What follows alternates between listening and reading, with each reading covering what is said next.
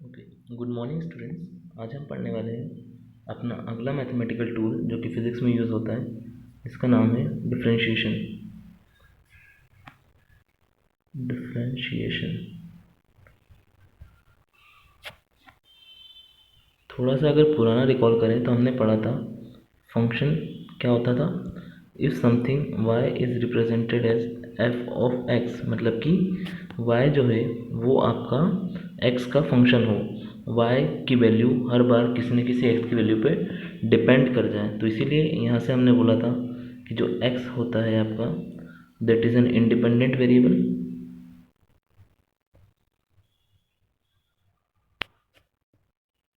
Independent and y is dependent variable. देखो function की बात इसलिए कर रहे हैं हम पहले यहाँ पर डिफरेंशिएशन के पहले, क्योंकि डिफरेंशिएशन हमेशा जब भी आप करेंगे तो फंक्शन का ही करेंगे। सपोज़ करो जो भी हमने y is equals to F X वाली बात की, उसमें x में कुछ डेल्टा x का चेंज आता है। चेंज की बात कर रहे हैं ना, x में चेंज कितना आया, डेल्टा x का, और उसके करस्पॉन्डिंग y में मान लीजिए कि चेंज आता है डेल्टा y का। तो आपकी डेफिनेशन किस तरह से बदल जाएगी, जो y था आपका क्या हो जाएगा अब y प्लस डेल्टा y, और ये किसका फंक्शन रहेगा, f of x plus delta x का फंक्शन रहेगा। ओके। अब जब इस y को अगर अपन राइट हैंड साइड में शिफ्ट करें तो हमें मिलेगा delta y will be equals to function of some x plus delta x minus y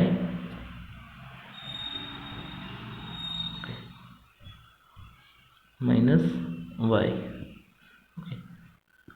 अगला देखें तो देखो डेल्टा y कितना हो जाएगा यहाँ से अपने पास f of x plus delta x, तो एज इट इज़ रहेगा जो हमने अभी देखा f of x plus delta x minus, जब हमने यहाँ पर देखिए क्या बात की थी, y इज इक्वल्स टू क्या है आपका एफ ऑफ एक्स दिख रहा है फर्स्ट पेज पे, तो यहाँ से आपके पास जो y था सेकंड पेज पे, इस y को आप क्या लिख सकते हैं, एफ ऑफ एक्स लिख सकते हैं। तो वही इसकी जगह क्या लिखा जाएगा, एफ ऑफ एक्स। अब आपका जो डिफ्रेंशिएशन होता है वो रिप्रेजेंट क्या करता है कि y x में कितना चेंज करने पे y में कितना चेंज हो रहा है। इट मीन्स आपका डिफ्रेंशिएशन का जो मतलब होता है, इसको भी थोड़ा सा अलग छोड़ दे जो अभी तक सीखा अपन ने। डिफ्रेंशिएशन का जो मतलब होता है वो होता है कि अगर x में चेंज हुआ डेल्टा x का और y में चेंज हुआ डेल्टा y का, तो डेल्टा y और डेल्टा x का जो रेशो होता है वो आपका शो करता है डिफ्रेंशिएशन। अब यहाँ से देखें तो डेल्टा y की वैल्यू आप निकाल चुके हैं, ये क्या आई थी F of x plus delta x minus F of x divided by delta x. यही होता है डिफ्रेंशिएशन का फिजिकल सिग्निफिकेंस की कोई एक इंडिपेंडेंट क्वांटिटी जो अपन ने मानी है एक्स, उसमें कितना चेंज हो रहा है, उसमें चेंज होने के साथ कितना चेंज हो रहा है डिपेंडेंट क्वांटिटी जो आपकी वाई है उसमें। ठीक है, इससे अपन को बहुत ज़्यादा मतलब नहीं, अपन को जिस चीज़ से मतलब है वो इसकी थ्योरम्स जिसको बोलते हैं, या फिर इसके जो स्टैंडर्ड रिजल्ट्स होते हैं, तो स्टैंडर्ड रिजल्ट्स हम देखेंगे। ओके, तो कुछ फॉर्मूले के नाम से लिखवा देता हूँ आपको मैं, या स्टैंडर्ड रिजल्ट्स।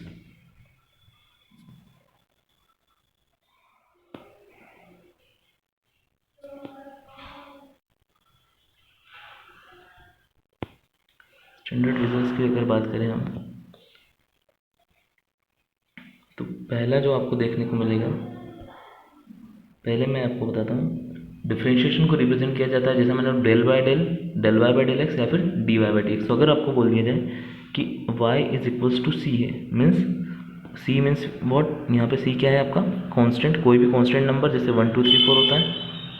ओके, अगर आपका कोई कांस्टेंट नंबर है तो उसका डिफ्रेंशिएशन हमेशा क्या होता है, ज़ीरो। ओके, कोई भी कांस्टेंट नंबर हो उसका डिफ्रेंशिएशन हमेशा ज़ीरो होगा।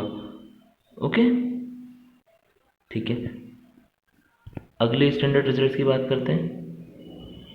Suppose y is equals to हो आपका ये फंक्शन की बात करें, y इज इक्वल्स टू जो एफ एक्स होता है ना, वही एफ ऑफ एक्स जो होता है वो आपका है X to the power of n।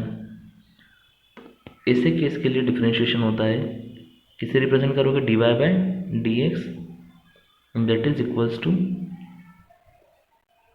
n आगे आ जाएगा and x to the power of n minus 1। काफ़ी सिंपल है, n आगे आ जाएगा और ऊपर से पावर कम हो जाएगी जब x to the power n type का आपका y is equals to F X का जो फंक्शन है वो अगर रहता है तो।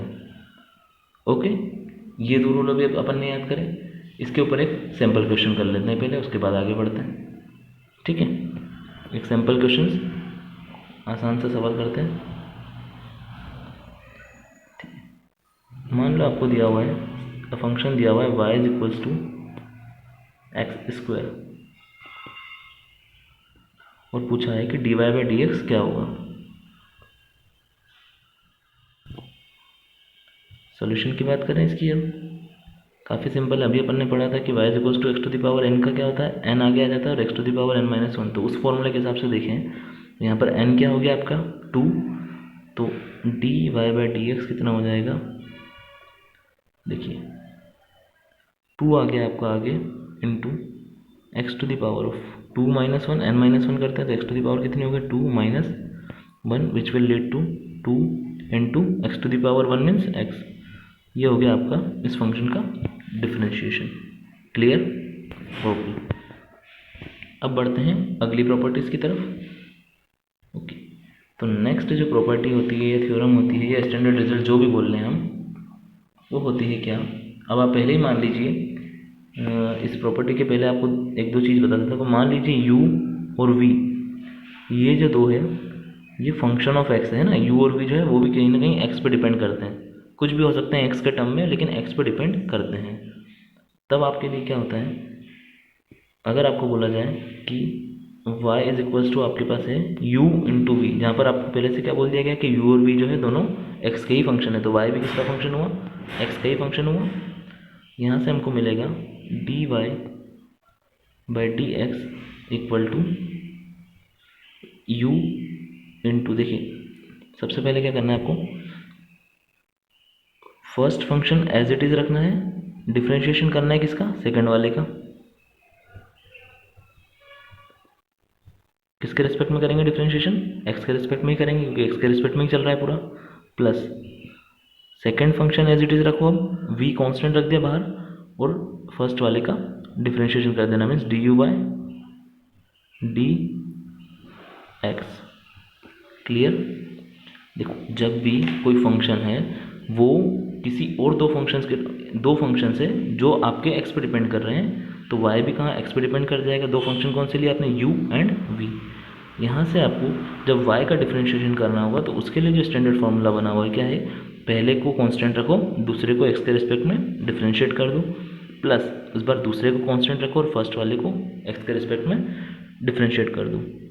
ठीक है, इसी पे बेस्ड सेकंड एक और प्रॉपर्टीज़ होती है जिसको बोलते हैं डिवीज़न वाली प्रॉपर्टी होती है आपकी। जैसे ये मल्टीप्लिकेशन था, यहाँ पर आपकी होगी डिवीज़न वाली प्रॉपर्टी। उसमें क्या होता है कि y इज इक्वल्स टू, अभी तक क्या था u इंटू वी था, अब हो गया आपके पास u divided by v।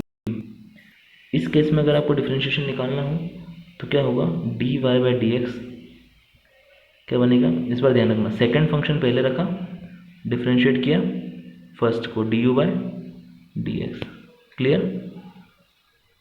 Minus first function differentiate किया सेकंड वाले को, डिवाइडेड बाय सेकंड वाला जो नीचे डिनोमिनेटर में जो फंक्शन था उसका square, okay, divided by V square. ये प्रॉपर्टी भी क्लियर है? ठीक है, यही चार प्रॉपर्टीज जो है आपको मेन तौर पर पूरे अपने फिजिक्स के अंदर काम आएगी और यही हमको पढ़नी भी है। ठीक है, इसके अलावा जो स्टैंडर्ड रिजल्ट्स होते हैं वो आपके होते हैं ट्रिग्नोमेट्रिक फंक्शन से रिलेटेड। ओके, ट्रिग्नोमेट्रिक फंक्शन से रिलेटेड मतलब क्या, देखते हैं। अगर आपको बोल दिया जाए कि आपने y इज इक्वल्स टू जो आपका फंक्शन है दैट इज गिवन है साइन एक्स, आपका जो फंक्शन है वो साइन एक्स है, इसका डिफरेंशिएशन करोगे तो क्या मिलेगा, साइन एक्स का डिफरेंशिएशन आपको याद रखना है कॉस एक्स। ठीक है, ऐसे ही अगर आपको डी बाई डी एक्स निकालना पड़े कॉस एक्स, तो आपको वहाँ लिखेंगे माइनस साइन एक्स। काफ़ी सिंपल है, देखो साइन एक्स का कॉस एक्स और कॉस एक्स का माइनस साइन एक्स। ऐसे ही बाकी ट्रिग्नोमेट्रिक फंक्शंस के भी देख लेते हैं अपन। ओके, तो अगला ट्रिग्नोमेट्रिक फंक्शन हमने क्या पढ़ा है, tan x। तो अगर आपको निकालना हो d by D X of tan x, मतलब कि tan x को डिफ्रेंशिएट करेंगे तो क्या मिलेगा, तो इसका आंसर आपके लिए होता है sec x पढ़ा था उसका square, sec square of x। Okay, ऐसे ही करके बाकी ट्रिग्नोमेट्रिक फंक्शन का भी देख लेते हैं। डी बाय डी एक्स हो, tan x हो गया, sin x हो गया, cos x हो गया। अगला क्या आता है, tan का opposite cot x। cot x का होता है, देखिए ध्यान रखिएगा यहाँ पे आएगा माइनस और फिर cos x square x।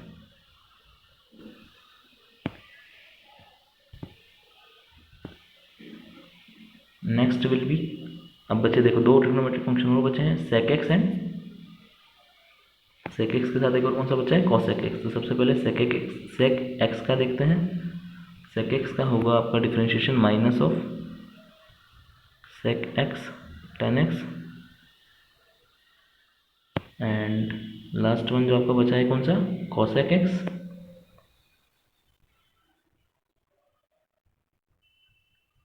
cosec x के लिए आपको डिफ्रेंशिएशन मिलेगा minus of cosec x into cot x। तो देखो एक चीज़ आपको समझ में आई कि cosec और sec के लिए हमेशा क्या होगा, cosec तो होगा ही सही या sec तो होगा ही सही, उसके साथ में एक फंक्शन और आएगा। sec के लिए क्या आता है tan, cosec के लिए क्या आता है cot। ओके, एक बार फिर से ये ट्रिग्नोमेट्रिक आइडेंटिटीज़ को रिवाइज कर लेते हैं।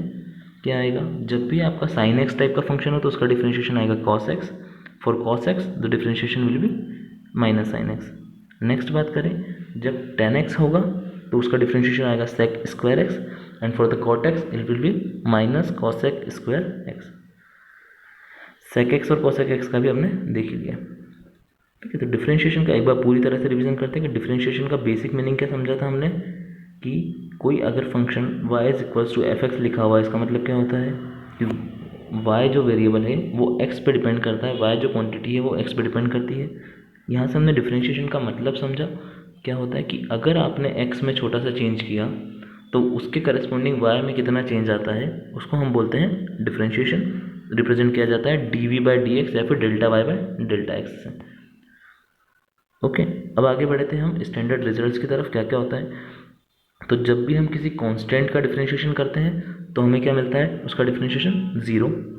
जब हम किसी फंक्शन का डिफरेंशिएशन करते हैं और फंक्शन किस टाइप का हो, x की कुछ पावर हो, suppose x to the power कुछ भी नंबर हो सकता है n, तो उसका डिफरेंशिएशन होता है n into x to the power of n minus one. Next इसके ऊपर अपने एग्जाम्पल देखा कि अगर आपके पास फंक्शन दिया हुआ हो y is equals to x square, उसका डिफरेंशिएशन करने के लिए करेंगे, देखो n into x to the power n minus one, तो n क्या रखा, टू, आगे आगे two, x to the power of n minus one means two minus one, two minus one is one, तो हमको क्या मिला, टू इंटू एक्स। नेक्स्ट हमने प्रोडक्ट की आइडेंटिटीज देखी कि अगर कोई फंक्शन y जो है वो दो फंक्शंस u और v के प्रोडक्ट के फॉर्म में हो और u और v जो है वो भी x के ही फंक्शन हो, तो उसको कैसे डिफ्रेंशिएट करना है, u into d v by D x means क्या, first as it is second का differentiation plus first second as it is first का डिफ्रेंशिएशन। इसके साथ हमने देखी थी प्रॉपर्टी किसकी, डिवीज़न की, कि अगर y जो है u और v के डिवीज़न के फॉर्म में हो तो क्या देखा, denominator into differentiation of numerator minus numerator into denominator of differentiation of denominator divided by denominator का स्क्वायर। इसके बाद हमने ये ट्रिग्नोमेट्रिक फंक्शंस की के लिए डिफ्रेंशिएशन की वैल्यूज़ को देखा। Okay, thank you guys.